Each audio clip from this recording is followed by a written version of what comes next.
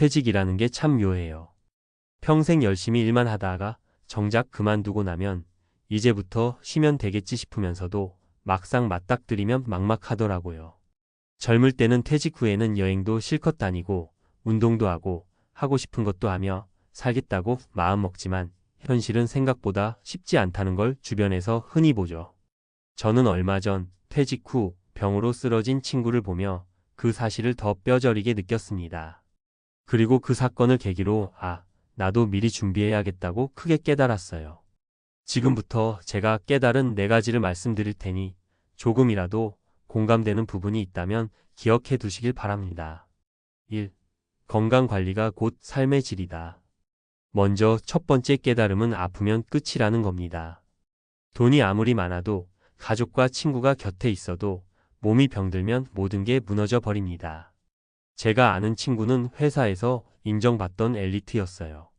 퇴직 후에는 이제 내가 하고 싶은 것 하면서 여유롭게 살아야지라며 골프도 치고 동호회 활동도 하겠다고 설레어 했죠. 그런데 정작 회사 그만두고 얼마 지나지 않아 갑자기 쓰러졌습니다. 평소 회사 생활하면서도 잦은 야근과 불규칙한 식사, 스트레스가 쌓여 있었는데 본인은 회사 그만두면 괜찮아질 거야 라고 막연히 생각했던 겁니다. 그런데 이미 몸에 쌓인 피로와 질병은 기다려주지 않았어요. 사례일제 친구 이야기입니다. 퇴직 직후 평소에는 느끼지 못했던 몸의 이상이 한 번에 찾아왔어요. 허리가 아프고 혈압까지 갑자기 치솟아 구급차에 실려갔죠. 의사는 나이가 들수록 몸은 점점 약해지는데 관리를 소홀히 했다가 갑자기 무리가 오면 크게 쓰러질 수 있다고 말했습니다. 친구는 지금 새로운 시작을 못 해보고 병실에 누워 치료부터 시작해야 했죠. 이런 일을 피하려면 당장 지금부터 건강을 관리해야 해요. 약간 귀찮더라도 주기적으로 병원을 다니고 규칙적으로 운동하고 먹는 건 가급적 건강하게 먹고요.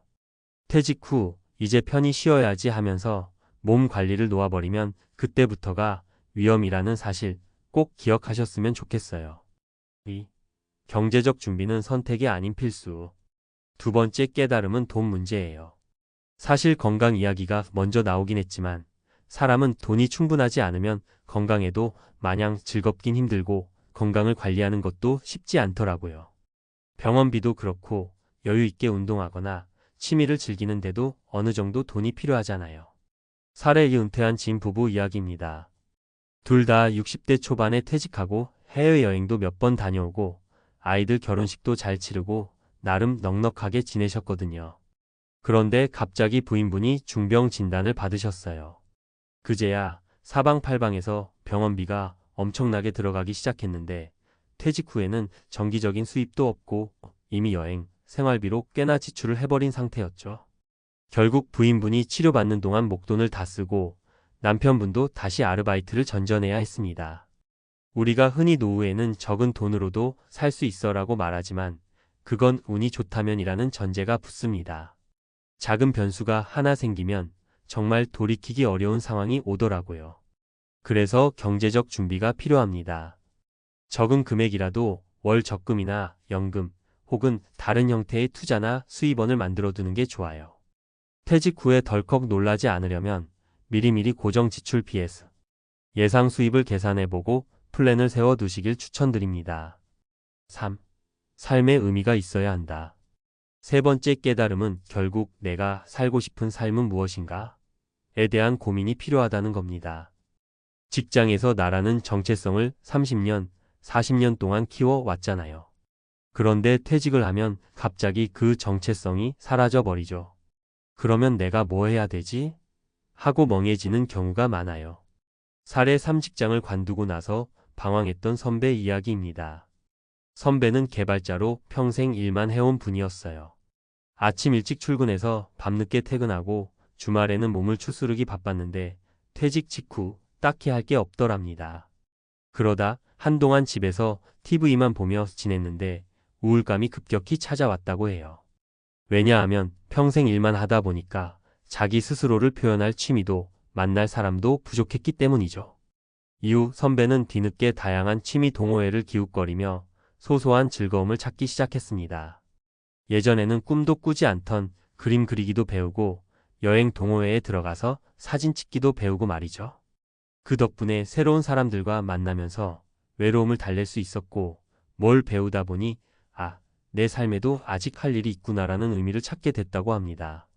인생 후반전에서는 나만의 의미가 있어야 합니다.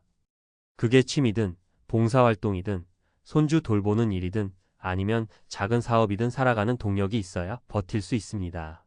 그리고 그 동력은 미리 만들어두는 게 좋아요. 어느 순간 갑자기 찾으려 하면 쉽게 포기하게 되거든요. 4. 다시 시작할 용기와 네트워크. 마지막으로 혼자서 모든 걸 감당하려 하면 힘들어요. 은퇴를 준비하다 보면 본인도 모르게 마음이 조급해지거나 외로워지기 쉽습니다. 이럴 때 주변에 의지하고 정보를 공유할 수 있는 사람들을 미리 만들어 둬야 해요. 퇴직 후에야 부랴부랴 인간관계를 넓히려 하면 오히려 어색하고 힘들더라고요. 회사 생활할 때의 인간관계는 대부분 업무를 매개로 이어져 있어서 막상 퇴직하고 나면 연락이 끊어지기 쉬워요.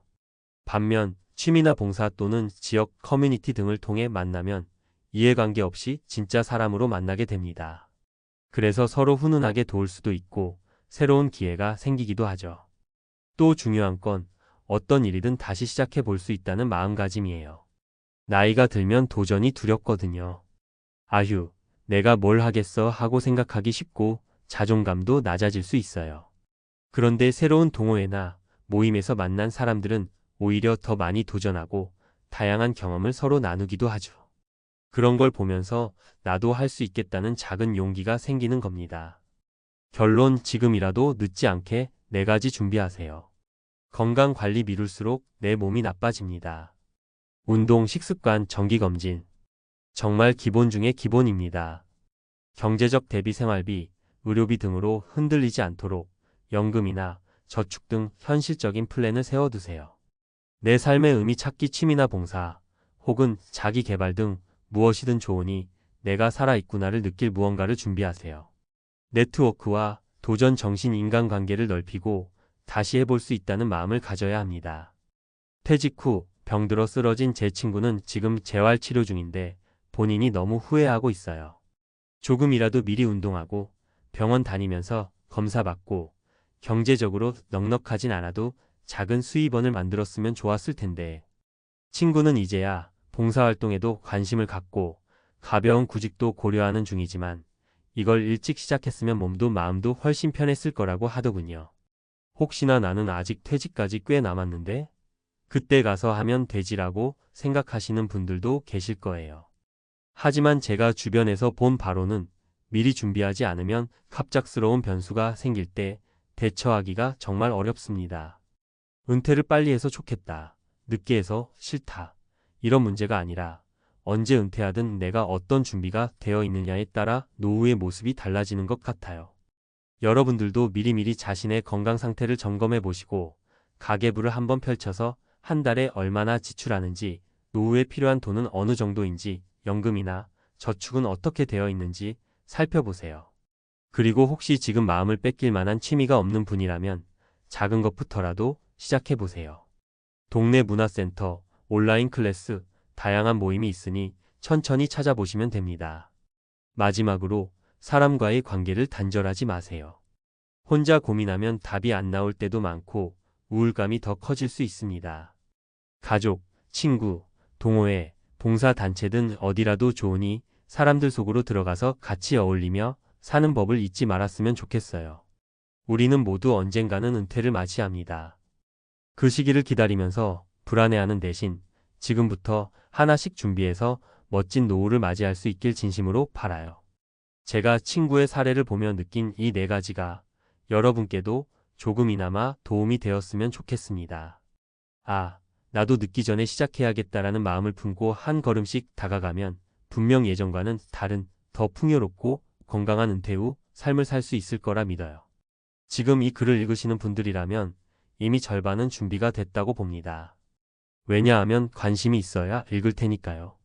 부디 오늘부터라도 작게라도 실천해 보시길 권해드립니다. 한 걸음 한 걸음 여러분의 멋진 노후를 위한 준비가 시작되길 응원할게요.